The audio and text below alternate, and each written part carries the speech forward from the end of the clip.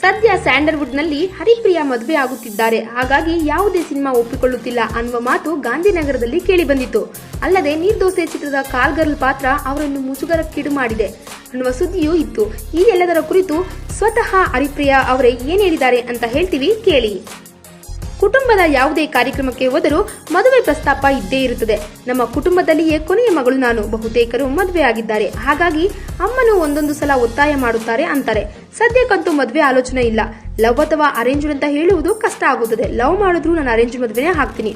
ಕುಟುಂಬದವರ ಹುಡುಗನನ್ನು ನೋಡಿದ್ರು ಆ ನಂತರ ಆ ಹುಡುಗನನ್ನ ಲವ್ ಮಾಡಿ ಮದುವೆ ಆಗ್ತೀನಿ ಅಷ್ಟೇ ವಿನಃ ಕನ್ನಡ ಸಿನಿಮಾ ರಂಗದಲ್ಲಿ ಕೇವಲ ಕರ್ನಾಟಕದ ನಟಿಯರು ಮಾತ್ರವಲ್ಲ, ಬೇರೆ ಭಾಷೆಯ ಹೀರೋಯಿನ್ಸ್ ಕೂಡ ನಟಿಸುತ್ತಿದ್ದಾರೆ. ಅವರ ಜೊತೆ ಕಾಂಪಿಟೇಷನ್ ಮಾಡುವುದು ತಪ್ಪು ಅನ್ನುವುದು ನನ್ನ ಭಾವನೆ. ಕನ್ನಡದ ನಟಿಯರ ಜೊತೆ ಸ್ಪರ್ಧೆಗೆ ಇಳಿಯೋಕೆ ನಾನಂತೂ ಒಪ್ಪುವುದಿಲ್ಲ. ಇವತ್ತು ನಂಬರ್ 1 ಅನಿಸಿಕೊಂಡವರು ನಾಳೆ ಏನಾಗಿರುತ್ತಾರೋ ಗೊತ್ತಿಲ್ಲ. ಹಾಗಾಗಿ ನಾನು ರೇಸ್ನಲ್ಲಿ ಇರೋಕೆ ಇಷ್ಟಪಡುವುದಿಲ್ಲ. ಒಳ್ಳೆಯ ನಟಿಯಾಗಿ ಇರೋಕೆ ಇಷ್ಟಪಡುತ್ತೇನೆ. ಹಾಗಾಗಿ ಒಳ್ಳೆ ಚಿತ್ರ ಬಂದರಷ್ಟೇ ನಾನು ಚಿತ್ರಕ್ಕೆ ಸಹಿ ಹಾಕುತ್ತೇನೆ ಎಂದು ಸ್ಪಷ್ಟಪಡಿಸಿದ್ದಾರೆ.